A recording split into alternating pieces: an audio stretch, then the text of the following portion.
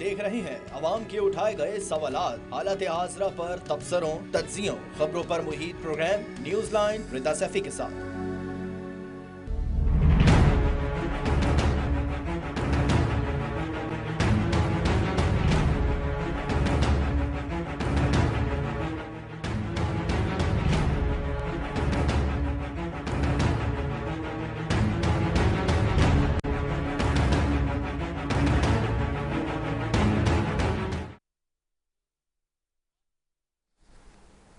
अस्सलाम वालेकुम, मैं हूँ रिदा सैफी। काबीना में मंजूरी के बाद कौमी असेंबली और सेनेट ने तमाम सर्विसेज के सरबराहान के ओहदों की मुद्दत 3 के बजाय 5 साल करने का बिल मंजूर कर लिया। इसके साथ ही सुप्रीम कोर्ट में जजों की तादाद 17 से बढ़ाकर 34 और इस्लामाबाद हाई कोर्ट में तादाद 9 से बढ़ाकर 12 कर दी गई है। ऑपोजिशन ने पार्लियामेंट के अंदर और बाहर इस कानून साजी पर एहतजाज किया। बज़ाहिर ये तब्दीलियां 26वीं आईनी तरमीम के तकाजे पूरे करने, पॉलिसी के तसलसल को यकीनी बनाने और आला अदलिया में मुकदमात की भरमार कम करने के नुक्ता नजर से की गई हैं, लेकिन नाक़दीन का मौक़िफ़ है कि पहले 26वीं आईनी तरमीम के जरिए चीफ जस्टिस और जजों के तकर्रुरी पर सियासी तसल्लुत कायम करने के बाद अब सुप्रीम कोर्ट में जजों की तादाद दुगना करने का एक ही मकसद है कि मौजूदा हुकूमत मनपसंद जजों को आला अदालतों में भर्ती करके अदलिया की खुद मुख्तारी को दाव पर लगा रही है। पीटीआई क़यादत भी इस हवाले से हुकूमत पर बरस पड़ी। उमर अयूब ने क्या कहा, सुन लेते हैं। सुप्रीम कोर्ट के प्रोसीजर एक्ट में और आर्मी, एयरफोर्स और नेवी के कवानीन में तरमीम की हैं। इसके जो असरात हैं वो मुल्क के लिए बहुत ही नफी होंगे। बदकिस्मती के साथ मुसल्ला अफवाज के सरबराहान के दौरे नौकरी में जो तोसी की है, मुसल्ला अफवाज के लिए कोई अच्छी चीज नहीं। पाकिस्तान तहरीक इंसाफ को, हमारे इत्तेहादियों को दीवार से लगाने की कोशिश, मुख्तलिफ और किस्म की तरमीम लाए जा रहे हैं कि यही कवानीन शहबाज शरीफ के खिलाफ इस्तेमाल हो रहे होंगे और उस वक्त इनके पास। अब सवाल यह है कि अगर इदारों को मजीद सियासी बनाया गया तो इसके नताइज किस हद तक खतरनाक होंगे। बैरिस्टर गौहर ने तो जमहूरियत को लेकर परेशानी का इजहार कर दिया। क्या कहा, आइए सुनते हैं। जमहूरियत को बादशाहत की तरफ धकेला जा रहा है, पार्लियामान को रबर स्टैंप बनाया जा रहा है। पाकिस्तानी अवाम हर किस्म की कानून साजी को रद्द करती है जो बादशाहत की तरफ अवाम को लेके जाए। हुकूमत को हमेशा की तरह आज बहुत जल्दी पड़ी। बड़ी बदकिस्मती के साथ आज ये सवाल करना पड़ रहा है कि हमारे वतन अजीज में जमहूरियत भी है क्या। दूसरी जानिब 26वीं आईनी तरमीम पर फुल कोर्ट बेंच के लिए सुप्रीम कोर्ट के 2 सीनियर तरीन जजेस ने चीफ जस्टिस को खत लिख दिया है। Practice and procedure bill committee में शामिल जस्टिस मंसूर शाह और जस्टिस मुनीब ने जस्टिस जियाया आफरीदी को खत लिखकर जजेस कमेटी के फैसले के मुताबिक 26वीं तरमीम का केस फुल कोर्ट में लगाने का कहा है। अब सवाल यह है कि 26वीं आईनी तरमीम की लाकर अदलिया में भी दरार डाली गई है क्या। ये रविश इस मुल्क को कहां लेके जाएगी। दूसरी जानिब बिलावल भुट्टो जरदारी साहब इस वक्त चूंकि अमेरिका में बैठे हैं, लेकिन उनके खदशात भी सामने आ गए। आज जरा ये बताने लगे कि वादों से मुकरने, मुशावरत से फरार और कोऑर्डिनेशन से इनकार पर बिलावल भुट्टो जरदारी हुकूमत से नाराज और नाला हैं। बिलावल भुट्टो ने बतौर एहतजाज गुज़िश्ता हफ्ते जुडिशल कमीशन से अपना नाम भी वापस ले लिया था। साथ ही साथ हुकूमत ने जुडिशल कमेटी में मुस्लिम लीग नून और पीपीए की मसावी नुमाइंदगी के वादे को पूरा नहीं किया, ऐसा कहना है उनका। हुकूमत के साथ पीपीए के मुस्तकबिल का फैसला पाकिस्तान पीपल्स पार्टी की सेंट्रल एग्जीक्यूटिव कमेटी करेगी, ये जराए बता रहे हैं। ये भी बात है कि बिलावल भुट्टो साहब वतन वापसी पर सीईसी का इजलास फौरी बुलाएंगे जिसमें अहम फैसले मुतवक्के होंगे। क्या होगा इस सब पर बात करेंगे। आज सबसे पहले पैनल में मौजूद है डॉक्टर लालचंद है, मुआविन खुसूसी हैं वज़ीर आला सिंध के, उनको खुशामदीद कहेंगे। बहुत शुक्रिया डॉक्टर लालचंद साहब आपका। साथ अहद अली शाह साहब हैं, मेंबर कौमी असेंबली पीटीआई से। कमरुस्सलाम राजा साहब हैं, मेंबर कौमी असेंबली मुस्लिम लीग नून से। आप तीनों मौजूद मेहमानों का बेहद शुक्रिया। सबसे पहले डॉक्टर लालचंद साहब आपकी तरफ ही आऊँगी। एक तरफ हम देख रहे हैं कि कौमी असेंबली और सेनेट से सर्विसेज के सरबराहान के उहदों की मुद्दत के हवाले से बिल मंजूर किया, साथ ही सुप्रीम कोर्ट में जजों की तादाद के हवाले से बिल मंजूर हो रहे हैं। ये सारी चीजें बड़ी जल्दी जल्दी हो रही हैं। दूसरी जानिब अब हम देख रहे हैं कि जहां ये कल सब कुछ हुआ, जबकि चेयरमैन पीपल्स पार्टी भी मुल्क में नहीं थे, जरदारी साहब का अलग पाँव का इशू बना हुआ है, इंसिडेंट हुआ, और आप लोगों के ना, मतलब आपकी मेन लीडरशिप के ना होते हुए भी हुकूमत ने ये जल्दी जल्दी फैसले कर लिए। ऑपोजिशन तो नाला है ही। बिलावल साहब भी नाराज नजर आ रहे हैं, क्या हो रहा है? मेहरबानी निदा, एक्चुअली क्या है कि ये जैसे 26वीं आइनी तरमीम हुई है उसके बाद ये चीज़ सब आई है, उसके बाद दोबारा इजलास बुलाया था। ये पीपल पार्टी और ये नून की कोऑर्डिनेशन थी, जो भी इस गवर्नमेंट में साथ दे रहे हैं उनकी कोऑर्डिनेशन की वजह से ये इजलास हुआ था। उसमें जैसे भी जो ये फैसले आए हैं मुल्क के भलाई और बेहतरी के लिए ही गवर्नमेंट ने फैसला किया है। आपने देखा है कि जो भी इस वक्त जिस तरीके से सिचुएशन मुल्क की थी उसके मुताबिक कोशिश की है कि गवर्नमेंट हमेशा जब भी किसी की भी गवर्नमेंट आती है तो वो ये इक़दाम कर सकती है मुल्क की भलाई और बेहतरी के लिए। आपने देखा है 26वीं आइनी तरमीम के खिलाफ भी हमारे अपोजिशन वाले नाखुश थे, लेकिन हम समझते हैं कि इसकी बहुत ज़रूरत थी। इतनी ज़रूरत थी कि 45-46 साल पहले शहीद जुल्फ़िकार अली भुट्टो शहीद होने के बाद जिस अंदाज में अदालत का फैसला आया, ये उन्होंने इकरार किया। तो मैं कहता हूँ कि उन चीज़ों को रोकने के लिए ऐसी 26 आइनी तरमीम हुई है। अभी इसके बाद जो 2-3 दिन इजलास चला है, इसके बाद मैं तो कह रहा हूँ 27 आइनी तरमीम भी आने वाली थी लेकिन नहीं आई। तो ये भी मुशावरत के साथ अगर मुल्क के भलाई और बेहतरी के लिए होगी तो आने चाहिए।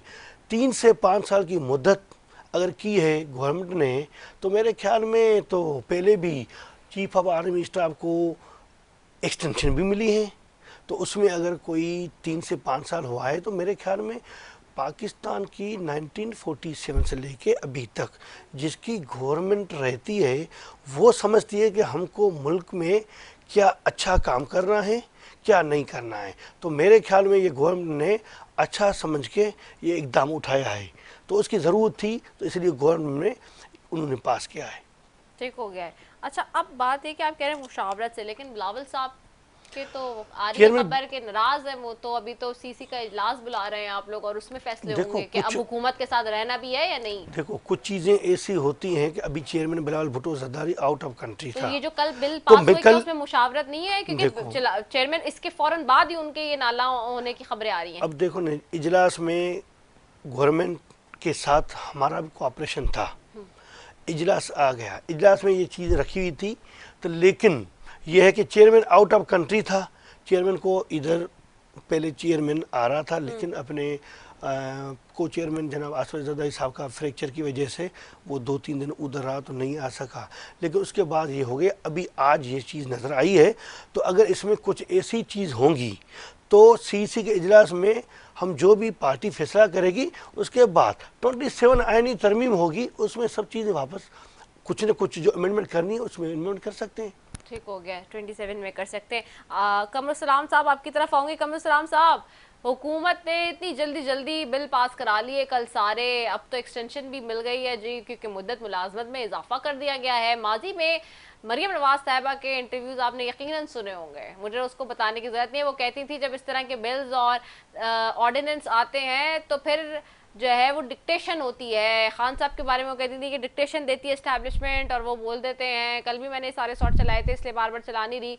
फिर उन्होंने ये कहती थी कि वो रास्ता मुझे भी आता है, उसमें हाथ जोड़ने पड़ते हैं, जूते पॉलिश करने पड़ते हैं। तो हाथ जोड़ लिए, जूते पॉलिश हो गए? लेकिन इसमें तो कोई क्या कहीं आइन में लिखा हुआ है कि बिल जो है उसके लिए कम से कम उसको पहले अचार डाल के और 6 महीने या 8 महीने रख के पास किया जाए, या कहीं सराहत के साथ पाबंदी है कि वो बिल जो है वो 1 दिन में या 10 दिन में पास नहीं हो सकता। लेकिन पॉइंट आउट तो वो चीज करें जो गैर बिल्कुल भी नहीं है, लेकिन ये तो आप लोग ही कहते थे, आप लोग ही बताते थे। नहीं, मैं तो ये कह रहा हूं कि इसमें अगर वजीर आजम की मुद्दत 5 साल है, असेंबली की मुद्दत 5 साल है, बहुत तो सी इलेक्ट तो कराते ना आप लोग, तो अवामी नुमाइंदे हैं ना, अवाम के वोटों पे आते हैं। जी जी, तो क्या करते? नहीं, आप लोग आप अपने से मवाजना करें तो मैंने कहा आप लोग का तो मामला अलग है, आप तो पूरा एक प्रोसीजर के तहत आते हैं 5 साल के लिए, इलेक्ट तो होकर आते हैं ना अवाम के वोटों पे। जी नहीं, तो ये प्रोसीजर के तहत नहीं आते। आपका क्या ख्याल है? फोर्सेस के जो कमांडर्स हैं ये किसी सिस्टम के तहत नहीं आते? ये तो आपको ISIS पता होगा, माजी में आप लोग ही कहते थे, मरियम साहिबा कहती थी ना कि भाई ये इस तरह से जब एक्सटेंशन दी जाती है तो हाथ जोड़े जाते हैं, जूते पॉलिश करते हैं, वो बताती थी, हमें क्या पता। हमने कभी नहीं कहा कि मुद्दत मुलाजमत जो है वो 3 साल जो है वो कोई खुदा न ख्वास्ता कोई हदीस का हिस्सा है और कोई मजहबी फरीजा है और वो 4 साल हो तो जब जाएगी। खान साहब ने किया था तो तुम आप लोग को क्यों बुरा लगता था, आप लोग क्यों कहते थे, पॉइंट आउट क्यों करते थे जब बाजवा साहब की एक्सटेंशन हुई थी? तो हमने तो वोट दिया था उसके लिए। नहीं, लेकिन आप तो टीवी पे बैठ के, मतलब मरियम साहिबा के इंटरव्यूज है ना, वो कहती थी जूते पॉलिश करने पड़ते हैं, हाथ जोड़ने पड़ते हैं। वीडियोस को छोड़ें, आप मुझे ये बताएं कि क्या पाकिस्तान मुस्लिम लीग नून ने क्यों, इसलिए कि उससे office of the prime minister strengthen हुआ था। नो डाउट उस वक्त इमरान खान प्राइम मिनिस्टर थे, लेकिन मुस्लिम लीग नून का मौकफ था कि किसी आर्मी चीफ की एक्सटेंशन, ये इसमें कोई किसी किस्म का वो नहीं होनी चाहिए कंफ्यूजन, ये प्राइम मिनिस्टर का इख्तियार है। और वो जो वोट हमने दिया था उससे office of the prime minister strengthen हुआ, और ये बात स्ट्रेंथन हुई थी कि प्राइम मिनिस्टर जो है वो एक्सटेंशन दे सकता है वाज़े तौर पे, और हमने वोट दिया था। तो आप कैसे कह सकते हैं कि हमने मुखालफत? तो फिर माजी के आपके इंटरव्यूज और स्टेटमेंट्स गलत हैं जो उस वक्त आप कहते थे, यानी कि अब आप सही कह रहे हैं? आप वीडियोस या इंटरव्यू को छोड़े ना, आप ये देखें कि अभी कौन सी एक्सटेंशन दी गई है। अच्छा, तो वो वीडियोस और बातें किस लिए होती थी, बस आवाम को मतलब ऐसी राम करने के लिए क्या? नहीं, वो वीडियोस ठीक भी हैं, तो ये बताएं कि आज कौन सी एक्सटेंशन हुई है। देखिए ना, दो चीजों को मिक्स करना कि मुद्दत मुलाजमत किसी की उसकी ड्यूरेशन बढ़ा देना, वो एक बात है, एक्सटेंशन दूसरी बात है। सब जब नेवल चीफ की भी बढ़ गई, आर्मी चीफ की भी बढ़ गई, अपना एयर चीफ की बढ़ गई, तो इसमें एक्सटेंशन कहां से आ गई? देखें, यही तो प्रॉब्लम है हमारा कि हम चीजों को जो है वो मिसअंडरस्टैंडिंग के तहत उन्हें मिसकोट करते हैं। अगर एक्सटेंशन हुई है तो मुझे बताएं, किसी जगह एक्सटेंशन का लफ्ज है, किसी जगह अमेंडमेंट। तो सिंपल ये हुई कि फोर्सेस, आर्म फोर्सेस के जो सरबराहान है उनकी मुद्दत जो है वो 5 साल होगी, उनका टेन्योर जो होगा, ड्यूरेशन ऑफ टेन्योर। तो इसमें एक्सटेंशन तो है ही नहीं, और जब से ये प्रोग्राम शुरू हुआ है मैं एक्सटेंशन सुन रहा हूँ लफ्ज। अच्छा, ठीक हो गया। चले, आद अली शाह साहब आपकी तरफ आऊंगे। आद अली शाह साहब, एक्सटेंशन नहीं हुई है, वो कह रहे हैं कि हमने तो मुद्दत मुलाजमत में तौसी की है, तो इजाफा किया है, यानी कि इजाफा किया है। चले, इजाफा कह दें जी, इजाफा किया है। मुद्दत ड्यूरेशन ऑफ अपॉइंटमेंट मुलाजमत का इजाफा किया, वही मैंने कहा मुद्दत मुलाजमत में जी तायुन किया जी, बिल्कुल जी। आद अली शाह साहब, ऑपोजिशन क्यों इतनी नाला है? बिस्मिल्लाहिर्रहमानिर्रहीम जी, देखें, इस बात में कोई शक नहीं है कि इन्होंने एक्सटेंशन नहीं दी। इन्होंने पूरा इनके लिए बिल पास किया कि आर्मी चीफ जितने भी हमारी आर्म फोर्सेस के सरबराहान हैं उनकी इन्होंने सर्विस एक्सटेंड कर दी है, 5 साल कर दी है। और इनका जवाब ये बताते हैं कि ये कहते हैं कि यार 3 साल क्योंकि बहुत कम थे तो वो अपनी ड्यूटी सही तरीके से परफॉर्म नहीं कर सकते थे, इन 3 सालों में अपना विजन पूरा नहीं कर सकते थे, तो इसलिए हमने इनके लिए 5 साल का वक्त जो है मुकर्रर कर दिया है। तो फिर तो हमें चाहिए कि हम फिर कौमी असम्बली का जो वक्त है, जो दौरानिया है, वो हम 10 साल कर देते हैं, क्योंकि हम भी जब गवर्नमेंट काम करती है, ठीक है, तो उसके लिए भी वो वक्त जो है वो 5 साल कम होते हैं। इस तरह फिर हमारे और भी बहुत से इदारे हैं, फिर हमें उसमें भी ये कानून लागू करना चाहिए कि अगर कोई बंदा एक इलाके में किसी की पोस्टमेंट है, या अगर किसी बंदे की 60 साल में रिटायरमेंट है, तो हम चाहिए हम उसको 80 साल कर दें, क्योंकि 80 साल के बंदे को बड़ा तजुर्बा होता है। तो ये वो एक ऐसी अहमकाना जवाब हैं जो इन्होंने बूट पॉलिश करके डिक्टेशन लेके इन्होंने कानून साजी की है। इनको खुद भी इन चीज़ों का पता नहीं है, ना इनको इल्म है कि ये हम क्या कर रहे हैं, हम किस चीज़ के लिए वोट दे रहे हैं। ये सिर्फ एक जगह से डिक्टेशन लेके, वो भी डंडे की जोर पे ये लेके डिक्टेशन, ठीक है, ये वो इसके हक में वोट दे रहे हैं। इनको कोई पता नहीं है कि आने वाले मुस्तकबिल में इनमें हम भी शामिल हैं, इनमें ये भी शामिल है। हम सारी जमातें, ये हम सब अपने लिए फांसी का फंदा जो है अपने लिए तैयार कर रहे हैं। मुस्तकबिल में इसका नुकसान सबसे ज्यादा पाकिस्तान की कौम का होगा, और जो पाकिस्तान की कौम के सियासी नुमाइंदे हैं, जो इनके मुंतखब करदा, जो इनके भेजे गए मेंबरान हैं, सबसे ज्यादा नुकसान इसका होगा। क्योंकि और दूसरा ये कि जो हमारी आर्म फोर्सेज में उसमें एक डिसिप्लिन है, उसमें तरीकाकार है, हर रैंक का, हर किरदार का, तो इससे वो पूरी चीज जो है वो डिस्टर्ब हो जाएगी। तो इससे हमारे मुल्क को फायदा कम और नुकसान ज्यादा होगा, हमारे इदारों को भी नुकसान होगा। हाँ, कुछ शख्सियात को हुकूमत में भी और इदारों में भी उनको जाती फायदा तो हो जाएगा, उनकी जात का फायदा तो हो जाएगा, मगर हमारे इदारे को और हमारी पार्लियामेंट को, हमारी जमहूरियत को इतना नुकसान होगा जिसका आप तस्वर भी नहीं कर सकते।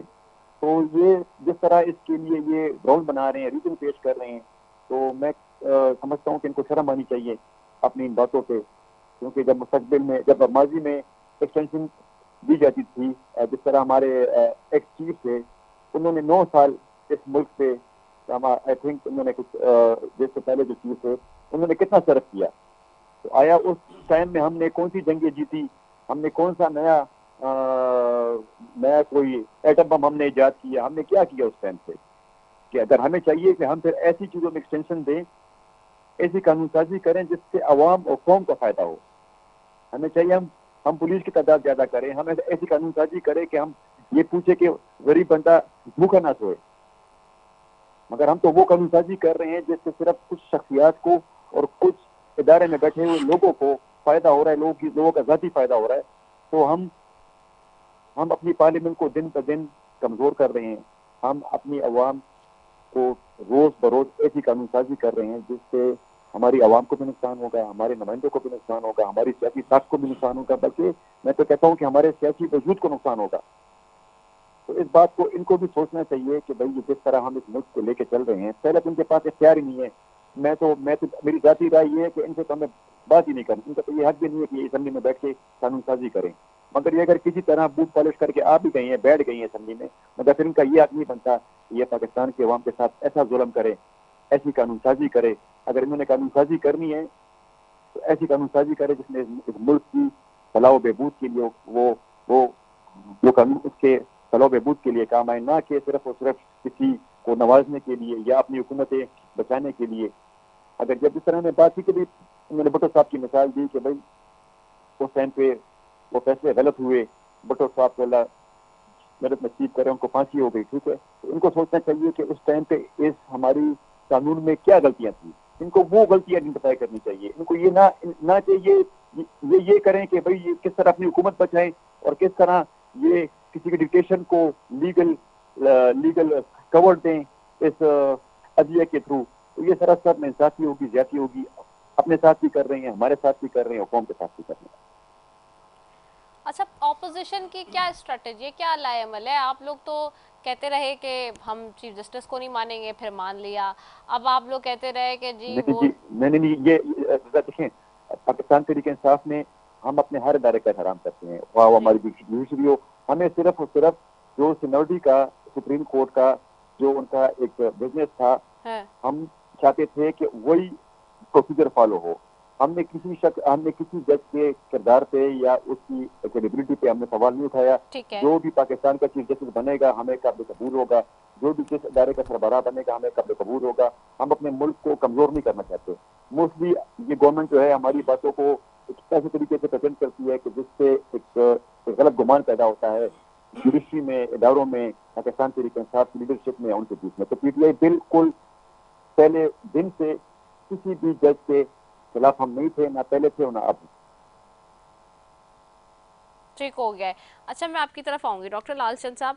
अब बिलावल साहब आ रहे हैं, सीसी का इजलास भी बुलाया जा रहा है, क्या फैसले हैं जो मुतवक्के हैं? और अगर हुकूमत के साथ, वैसे तो कल हमने देखा कि वजीर आज़म शहबाज शरीफ ने ये ऐलान भी किया, पीएम हाउस के ज़राए भी बता रहे थे कि जी उन्होंने कहा कि अब वफाकी काबीना में रद्दोबदल होगा और काबीना में दोस्तों को शामिल करने का वक्त भी आ गया है।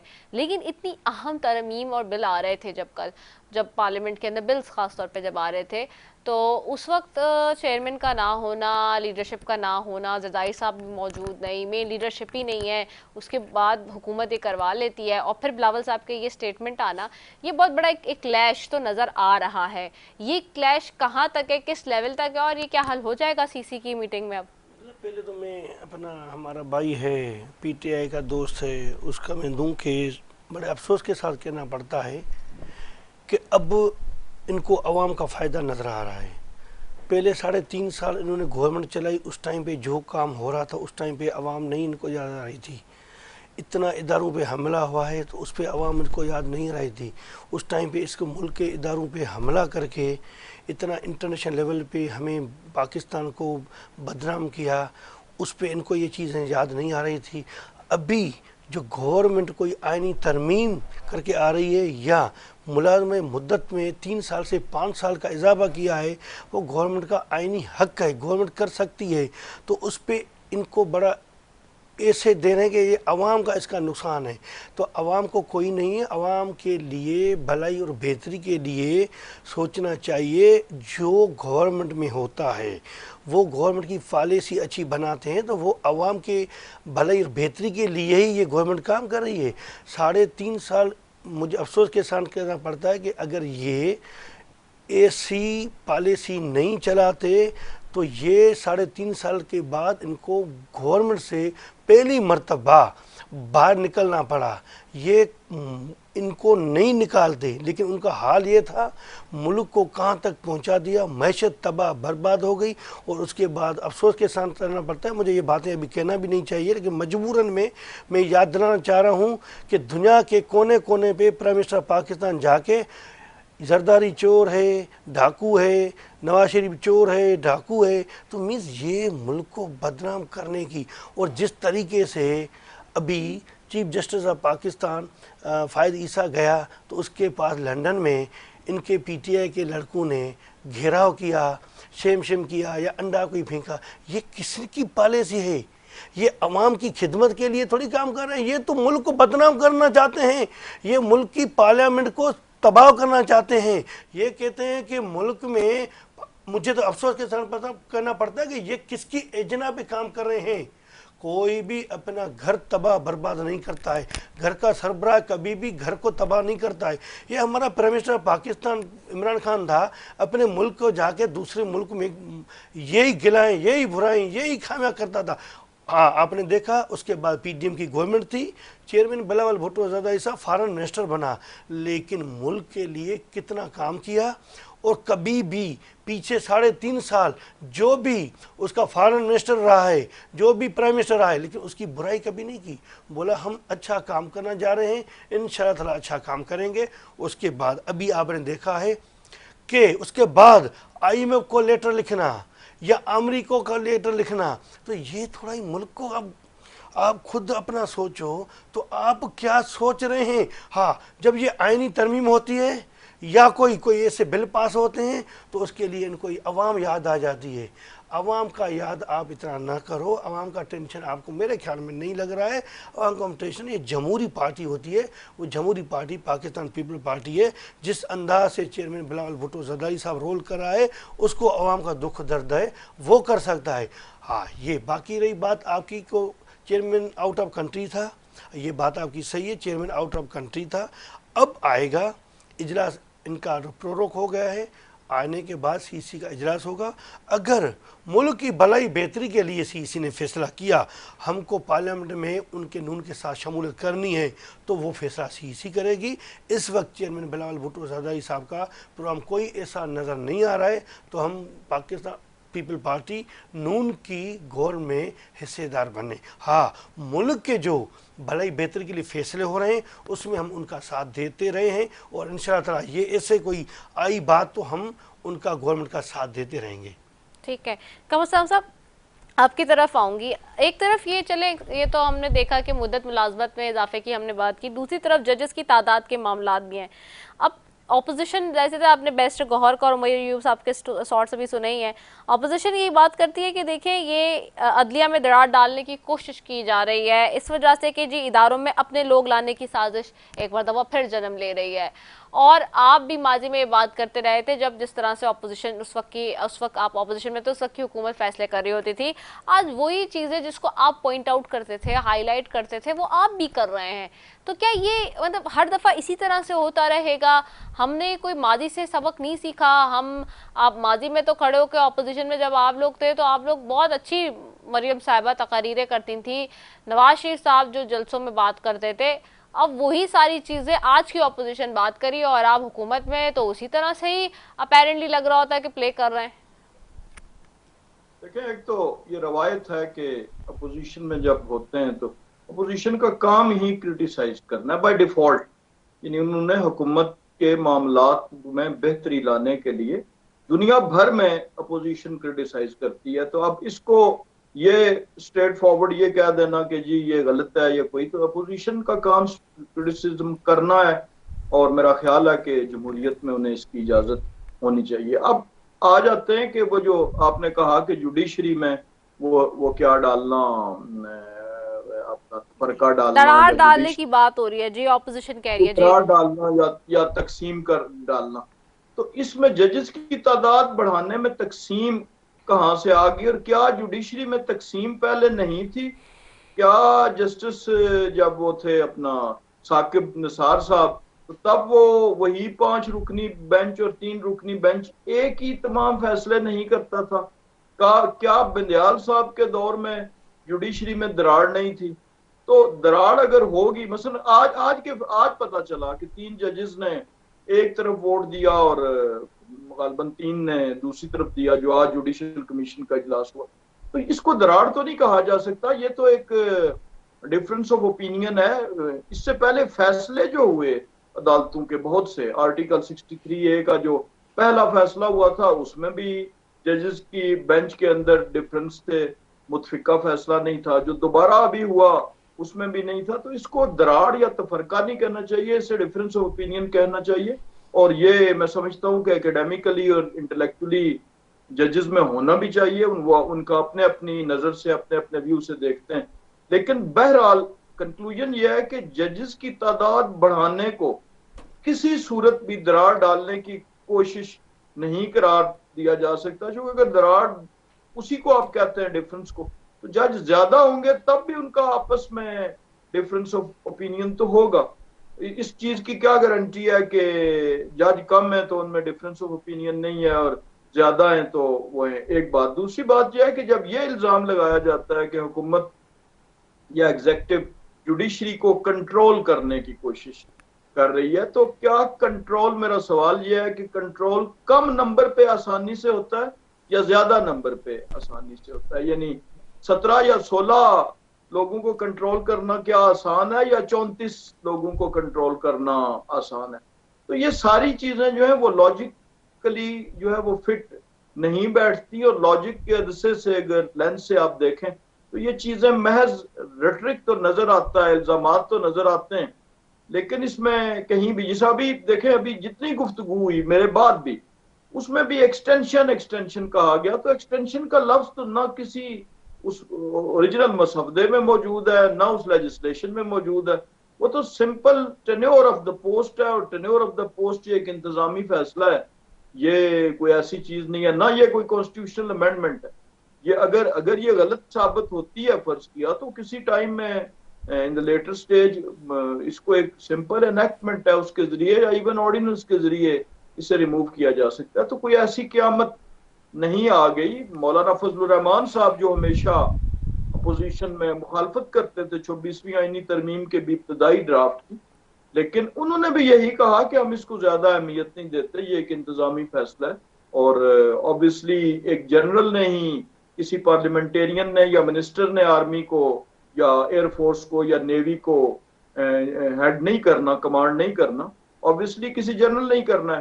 तो ये मौलाना फजलुर रहमान साहब का भी बयान ऑन रिकॉर्ड है कि जहाँ पे आपने ये दूसरे बयानात का हवाला दिया अपने चेयरमैन PTI का और उनके दीगर लोगों का, उमर अयूब साहब का, तो वहां पे ये भी हवाला जरूर देना चाहिए कि मौलाना फजलुर रहमान साहब ने इस बात को कुछ ज्यादा इम्पोर्टेंस नहीं करार दिया। अब आप पता नहीं उन पे क्या PTI वाले दोस्त उन पे क्या इल्जाम धरेंगे, या उनमें भी किसी जगह पे ये घिसे पिटे जुमले वो बूट मतलब वो लाएंगे या नहीं लाएंगे, इस बारे में आई एम नॉट श्योर। लेकिन बहरहाल ये एक इंतजामी फैसला है। ठीक हो गया है। आदिल अली शाह साहब वापस आपकी तरफ आऊंगी। आदिल अली शाह साहब, अब बातें तो बहुत सारी हैं, उमर अयूब साहब का स्टेटमेंट भी है, साथ ये भी हमने बैरिस्टर गौहर का भी स्टेटमेंट चलाया, लेकिन ये और फिर अपना अली अमीन गंडापुर साहब भी बहुत सही बातें करते हैं, लेकिन ऑपोजिशन की भी बातें सिर्फ नज़र आ रही होती हैं। प्रैक्टिकली जब हम देखते हैं तो कोई लाएअमल या उस हिसाब से चीज़ें चलाना वो थोड़ा बहुत पीछे नजर आता है। और फिर खान साहब भी शिकायत करते रहे, गिले करते रहे कि जो इंस्ट्रक्शंस वो देते हैं वो आप फॉलो नहीं करते हैं। इसकी क्या वजह है?